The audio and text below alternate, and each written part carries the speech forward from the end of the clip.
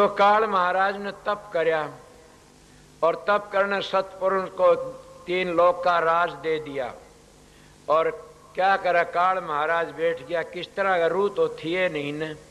उस पे फिर 74 चौकड़ी जुग कर तप करया, एक गुंठे के ताण संत कहते हैं।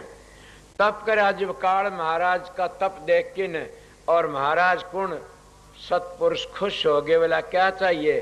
कि मैंने रूह चाहिए, मैं अपनी सृष्टि न्यारी रचूंगा। हजूर महाराज लिखा है सर लकड़ जा खाना विदुष, उसको खाना विदुष कह कि काट दिया। उसका बेटा नालायक हो जा तो बाप उसको काट दिया, लकड़ जा तो भेणी वाली कोठी में रहने लाग जा। इसी तरह वो 3 लोक का राज मिल गया उसको, और ज्योति मिल गई।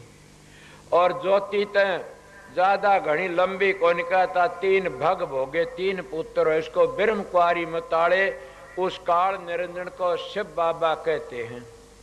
बड़ा अच्छा उनका इतलक का भेद। और 3 पुत्र वो शिव बाबा के बेटे कहते हैं, उनका मंत्र है शिव शिव का।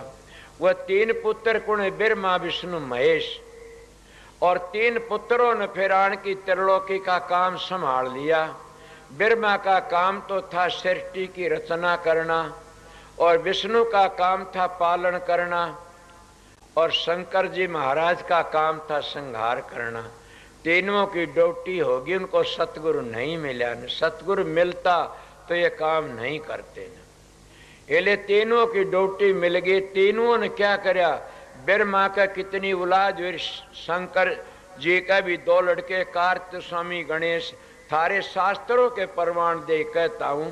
और 10 अवतार किसके हुए? विष्णु के अवतार है। वह 10 अवतार विष्णु के आए।